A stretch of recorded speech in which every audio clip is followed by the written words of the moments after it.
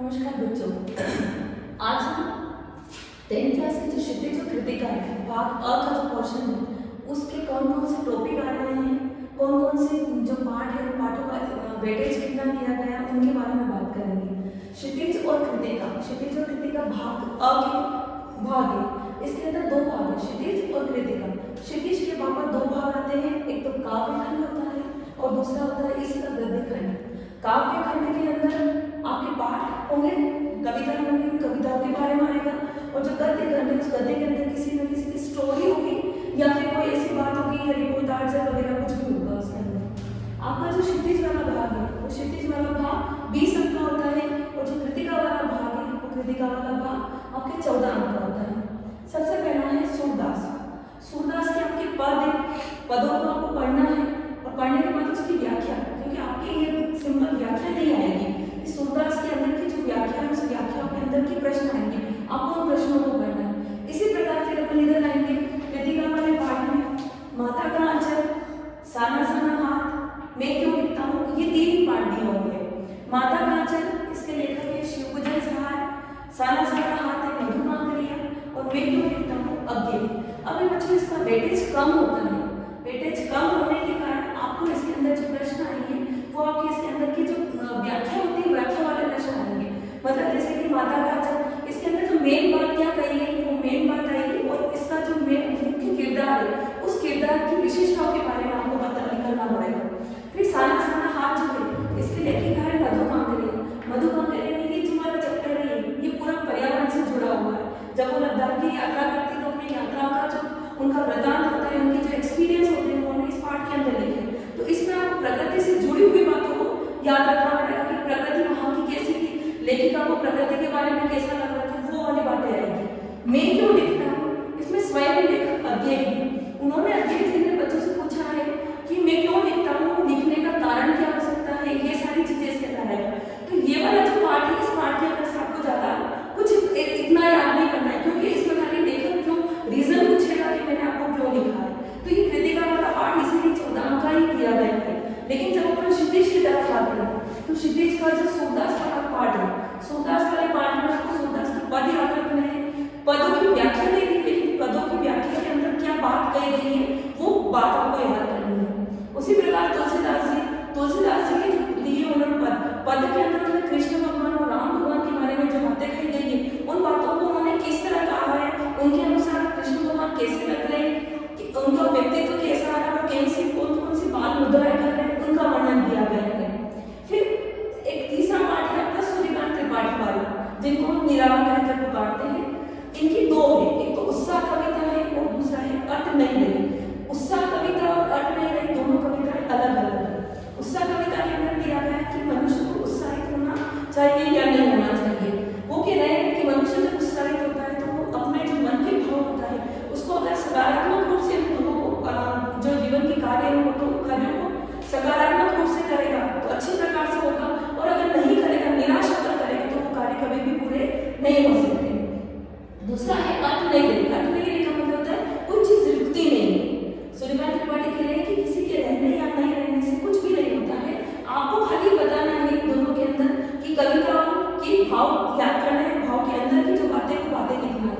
अब आपका लास्ट में नया पैटर्न आ गया है कि कविता का पहला वाला पद और अंतिम पद पूछे जाते हैं। कि जैसे प्रश्न बनता है कि कविता का जो पहला वाला पार्ट था उसकी व्याख्या आपको लिखनी है, उसके अनुसार आपके क्या विचार आए हैं वो लिखने हैं, या फिर अट नहीं रही इसकी अंतिम पंक्तियों को लिखिए और अंतिम पंक्तियों की व्याख्या करके बताइए कि लेखक इन पंक्तियों के माध्यम से क्या कहना चाह रहे हैं। फिर आता है तीसरा चौथा पार्ट है नागार्जुन द्वारा रचित दंदुभिद मुस्कान। दंदुभिद मुस्कान में बच्चे की मुस्कान किस प्रकार की होती है। जब कोई गुस्सा वाला व्यक्ति या कोई बड़ा क्रोध में व्यक्ति होता है तो बच्चे की मुस्कान को देखता है तो उसकी मुस्कान, उसके चेहरे के जो भाव है वो कैसे बदल जाते हैं।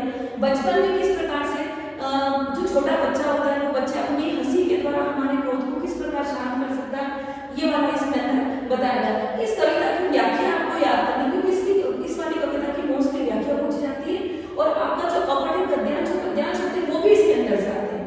पूरा पैराग्राफ हम कविता के 5 लाइनें दे देंगे और 5 लाइनों के अंदर से प्रश्न बना देंगे, उन्हीं प्रश्नों के जवाब आपको इसके अंदर से देने पड़ते हैं। फिर रास्ता है संगतकार। मंगलेश दमनकार द्वारा लिखी गई है। इन्होंने कहा कि संगत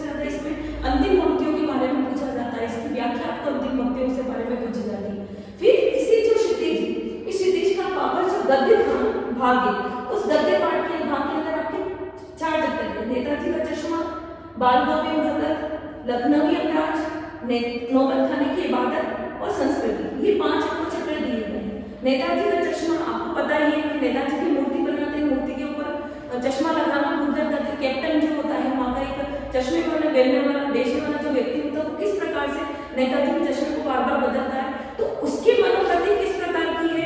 और जो सामाजिक जो राजनीतिक लोग आ गए, जो सामाजिक लोग हो गए, उन्होंने अपने स्वार्थ के लिए क्या किया उसके बारे में इस पाठ के अंदर बताया गया है।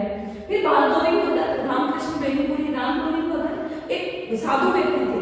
उनके पुत्र की मृत्यु हो जाती तो भी वो अपनी बहू का ब्याह कराना चाह रहे हैं। क्यों? क्योंकि वो चाहते हैं अगर मैं कुछ समय का ही रहा हूँ, अगर मेरे जान मर जाऊंगा तो मेरे बाद इसका क्या होगा। तो क्या करता है, समाज की रूढ़ियों को तोड़कर अपनी बहू में नई शादी करवाते हैं। तो इसमें बाल गोविंद भगत की विशेषताओं के बारे में पूछा जाता है अधिकतर कि बाल गोविंद भगत की विशेषता क्या है। आपको कोई लाइन दे देंगे, उस लाइन के अनुसार आपको उसकी व्याख्या करनी पड़ेगी। लखनवी अंदाज यशपाल द्वारा लिखित है। इसमें एक लखनऊ का आदमी और लेखक खुद बैठता है। लेखक जब उस लखनवी आदमी के बारे में सोचता है तो लेखक की सोच क्या आती है उस लखनवी आदमी के बारे में ये बताया गया है।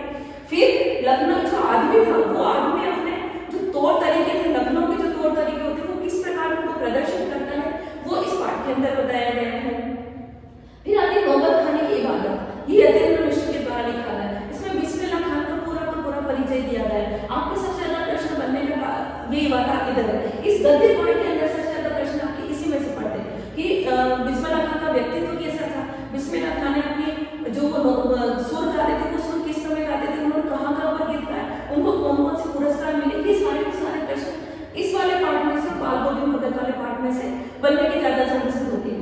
फिर आता है संस्कृति भरत आनंद द्वारा है। ये एक्चुअल में संस्कृति होती क्या है। अब हम कहते हैं कि नहीं अच्छे उठना बैठना गाना चलना ये संस्कृति होती नहीं। उन्होंने इस पाठ के अंदर संस्कृति की अलग अलग परिभाषाएं दी है।